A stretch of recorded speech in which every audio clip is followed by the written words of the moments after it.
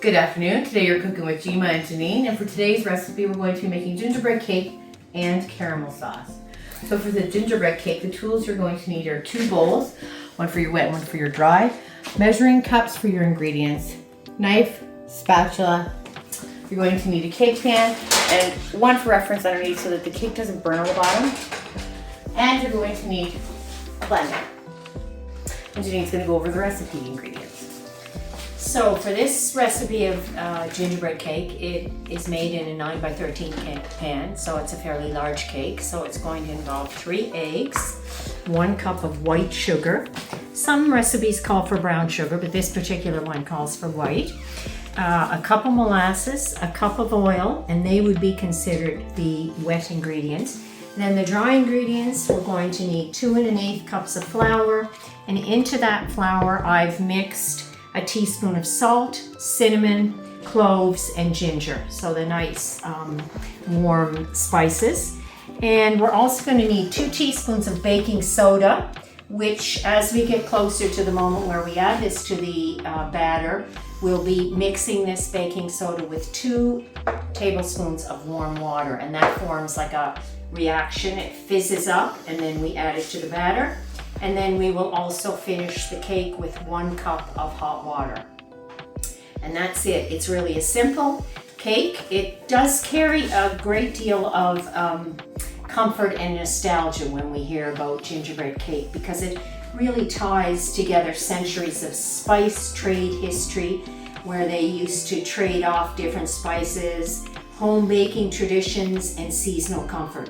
When we think of gingerbread, we often think about, you know, in the kitchen with our grandmother making something for a Christmas dinner, or we think of a church supper, or old-fashioned kitchens. It really dates back to ancient honey-spiced cakes that were in Greece and in Egypt, and then it evolved in medieval Europe when ginger and other spices arrived through trade routes.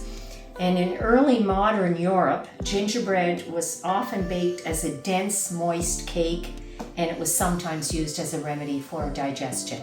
And I think everyone would know that when we were growing up, we were often told that if you had an upset stomach, that you were to take ginger ale or some ginger. And we know today that you can still get ginger gravel, and that helps settle our stomach. So it's, you know, many of these old recipes have been handed down and passed down for generations, so they do feel like heirlooms. So we'll get started. We'll first, in a large bowl, we'll mix the 1 cup of oil,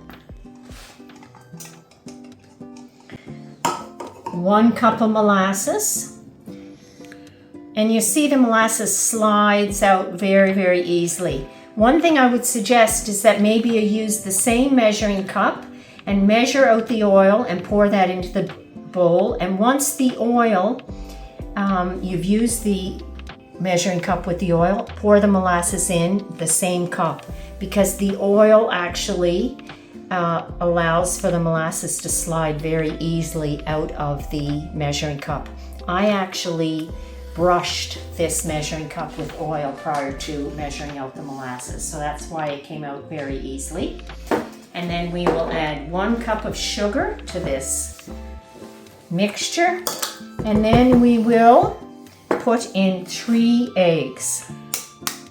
Now often I might measure or break the eggs into a separate bowl and then put them into the main batter, and mainly because then you can see if there's any eggshells in the bowl, and then you can remove those before you add it to the batter. So then what we will be doing is we will actually be using a set of, you can use this in a mix master, or I just use a regular set of home beaters and mix that up until everything is completely mixed and it looks like a smooth, glossy mixture. It does take it quite a few minutes because, as you know, the molasses is very, very thick. So we've mixed together the wet ingredients, and now we can add the dry ingredients. So in this bowl, I have the flour, the 2 1/8 cups of flour. I have a teaspoon of salt, cinnamon, cloves, and ginger. So we'll add this directly to this mixture. I would suggest, you can add it all at once, but I would suggest mixing it by hand for a moment. Otherwise, if you put the beaters directly in, you can imagine your face will be filled with the flour spices mixture. And one thing about gingerbread is you don't really want to overmix the dry ingredients into the wet. What you're trying to achieve is a cake with a soft crumb, and if you overmix it, it develops into a very dense, thick cake. So I think that's ready, and we can put the beaters back on there, and we'll start out slowly.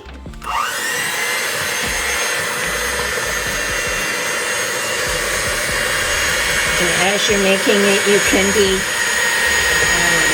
taking down all the dry ingredients that are on the side of the bowl with the spatula.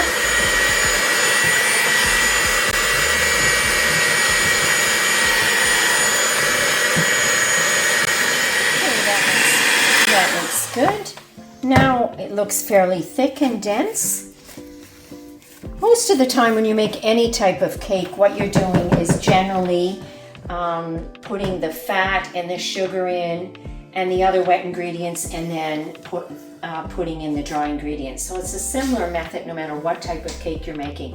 This particular cake, however, is a little bit different in that you take baking soda, and we're going to add there's 2 teaspoons of baking soda in this jar, and we're going to add 2 tablespoons of hot water, and you're going to see a reaction happen where it fizzes up. We're just going to mix that a little bit until the baking soda is dissolved. And then we're going to add that to the batter, directly to the batter. And then we're going to follow that with 1 cup of hot water. Again, what I like to do is boil the water, and then once just let it sit for a few minutes. So that pretty much is a cup. And then you pour that on top of the batter. And what happens with this gingerbread is you're going to find that it's a very thin batter. Don't put the beaters on too high at this point, otherwise you will have liquid flying all over your face. So again, we want to mix everything in until it's a nice, smooth, glossy batter. And you can smell all the wonderful spices at this point.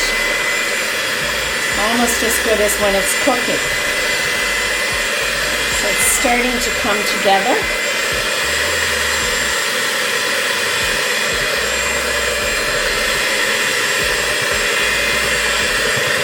You have to keep in mind that this is a wonderful recipe, but it is in fact a dessert. It's high in calories, it's high in sugar, it's fairly high in fat. So it's something that you want to eat in moderation. It's often served with a hot caramel sauce, which we will be making today, which again adds additional calories. But once in a while, it's certainly a treat. Just remember to keep it in moderation. There are a few ingredients in this cake that do add some nutritional benefits. Molasses is a wonderful source of iron. Which, of course, as we know, Popeye ate lots of spinach and he had strong muscles. So the molasses is a good ingredient. Ginger, as we mentioned earlier, helps ease our digestion and helps if our belly's not feeling well. And so the combination of the cinnamon, the cloves, and the ginger, again, would have antioxidant properties. So some anti-inflammatory effect. But overall, it's not the best option if you're trying to eat really, really healthy. But again, it tends to be a recipe that's passed down in families. It's a wonderful tradition at Christmas, and it's just an overall delicious cake. So you can serve it with whipped cream, you could serve it with fruit, you could serve it with plain yogurt, or lemon sauce, or lemon filling with whipped cream. Lots of options. So that looks pretty good.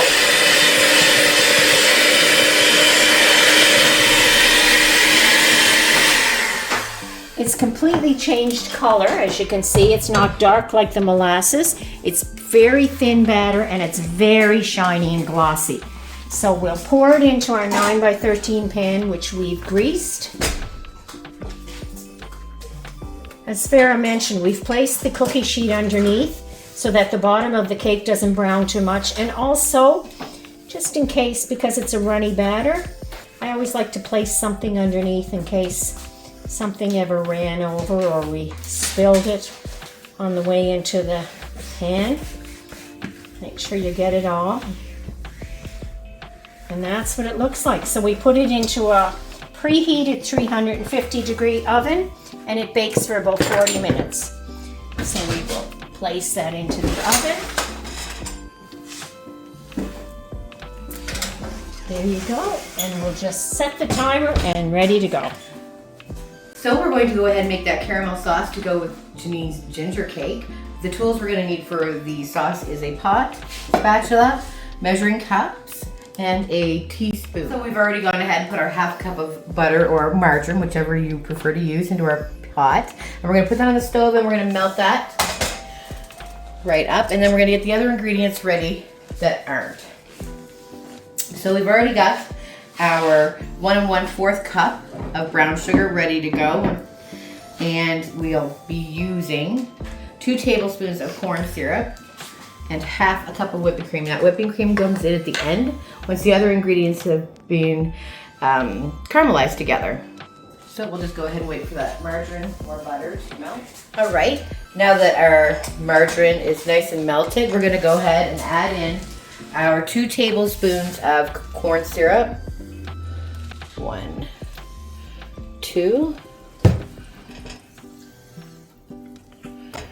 And then we're going to go ahead and get our 1 1/4 cup of brown sugar. Mix that together. And we're just going to continuously mix and stir this.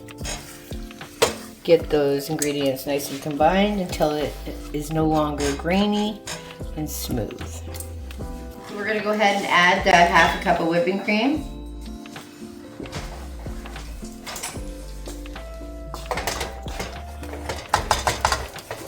Look at that. Blend it all together. And cook for about another minute. Okay, so our sauce is all ready to go onto the cake that Janine has pulled out of the oven. So you can see the cake is beautiful, looks moist with a nice short crumb, which is the way it's supposed to be, and then you can pour some of the hot sauce over. And you can drizzle it on the plate to make it look beautiful. You can serve some fruit on the side or a dollop of ice cream or yogurt. And there you have it, ginger cake and homemade caramel sauce. Beautiful.